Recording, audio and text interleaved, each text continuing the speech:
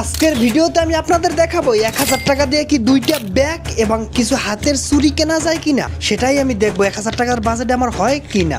তো চলেন ভিডিওটা শুরু করা যাক। আজকে আমাদের সাথে যাবে মুরসালিন এবং মুরসালিনের আম্মু, সেই সাথে যাব আমি আসলে দেখতে চাচ্ছি যে 1000 টাকা বাজেটে আসলে আমি এইগুলা কিনতে পারি কিনা। আমরা কিন্তু একটা মিশুক নিয়ে ফতুল্লার উদ্দেশ্যে কিন্তু রওনা করে দিতে আছি, আর এখন ইফতারির পরের টাইম, সেজন্য রোডটা একদম পুরোই ফাঁকা আছে। অবশেষে আমরা রিক্সা থেকে নামে রিক্সাওয়ালার ভাড়াটা দিয়া মার্কেটের ভিতরে ঢোকা ধরছি। মার্কেটে ঢুকতে ঢুকতে আমরা পেয়ে গেলাম একটি কসমেটিক্সের দোকান। তো আমাদের যেহেতু বাজেট 1000 টাকা, তো আমাদের দুইটা ব্যাগ এবং কিছু কসমেটিক্স এখান থেকে কিনতে হবে, সেজন্য আমি কিছু চুড়ি দেখতে লাগলাম। এখন যেহেতু ঈদ বাজার, সেক্ষেত্রে কিন্তু এই দোকানগুলো আসলে ফতুল্লা, নারায়ণগঞ্জ, ডিআইডি তে কিন্তু এভেলেবেল অনেকগুলো দোকান আছে। আমরা আসলে ঘুরে ঘুরে অনেক কিছুই দেখতে লাগলাম এবং মোরসালিনও কিছু দেখলে, মোরসালিন কিন্তু এই জায়গায় কিছু খেলনা, আমি এটার নাম জানি না, কিন্তু আমি দোকানদারকে জিজ্ঞেস করছি ভাই এইগুলোর আসলে ডেট আছে কিনা। সেটার জন্য আমি আসলে উল্টোই পুল্টাই দেখতে আছি যে এটার ডেট আছে কিনা। আজকের ভিডিও শুরু করছি যেহেতু 1000 টাকা বাজেট নিয়ে, কিন্তু এই জায়গায় আসার পর ম্যাডাম কিন্তু অনেক কিছুই দেখতে, আমি যদি বলি এইগুলা ভালো না, সে বলে আমাকে কিনে দিবে না, সেটার জন্য বলে ভালো। এই বিষয়ের উপরে আপনারা আমাকে কিছু সহযোগিতা করতে পারেন, যেমন আপনারা কিছু কমেন্ট করতে পারেন এই প্রোডাক্টগুলোর বিষয়ে। অবশেষে আমি বাধ্য হয়ে ম্যাডামকে কিছু এখান থেকে কিনে দিতে বাধ্য হলাম।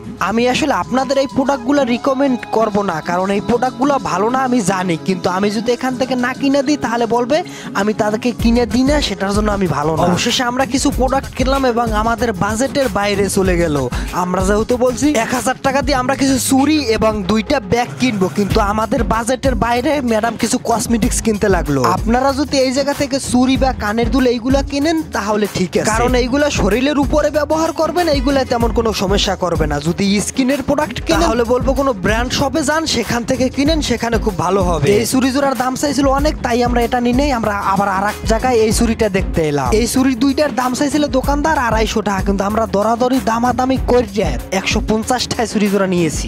বলেন কেমন হয়েছে? দোকানদারের কইলাম ভাই 120 টাকা দেয়, দোকানদার কন কয় না ভাই হবে না হবে না। অবশেষে 150 টাকাই তাকে দিয়ে দিলাম। এখন আমরা চলে আইছি দুইটা ব্যাগ কেনার জন্য ব্যাগের দোকানে। এখন দোকানদারে কইতেছে ভাই আমাকে দুইটা ব্যাগ দেখান দিয়ে, আমরা দুইটা ব্যাগ কিনবো, বাড়ি যাবো যেহেতু অনেক কাপড় চুপড় হইবে, হেলে গিয়ে আমাকে দুইটা ব্যাগ দেখা। কথা এই দুইটা ব্যাগ আসলে অপ্রয়োজনীয়, মানে আমরা এখন যাবো, এখন লাগবে কিন্তু পরবর্তীতে আবার লাগবে না, তাই আমরা দুইটা অত ভালো ব্যাগ নিই না, মানে সর্বনিম্ন মানে যেরকম ব্যাগ ওইগুলা নিছি আর কি। দোকানদার এই ব্যাগটার দাম চেয়েছিল 450 টাকা, কিন্তু দামাদামি করতে করতে আমরা শেষ লাস্ট বলছিলাম ভাইয়া 200 টাকা দেবো, কিন্তু দোকানদার তাতেও রাজি হয় নাই। তারপর বলছে আমাদের আর একটা ব্যাগ দেখান, যেটা আমরা ট্রাইপড এবং আমাদের ক্যামেরাটা রাখবো। অবশেষে এই ব্যাগটা এবং আমাদের ক্যামেরা রাখার জন্য আর একটা ব্যাগ আছে, ওই ব্যাগটা, দুইটা ব্যাগ আমরা মোট 550 টাকা দিয়ে কিনেছি এবং আমাদের আজকে 1000 টাকার জায়গায় টোটালে আমাদের টাকা গিয়েছে 1400 থেকে 1500 টাকা, সব মিলেই আর কি, সব খরচ নিয়ে। তো আমাদের 1000 টাকা বাজেট আসলে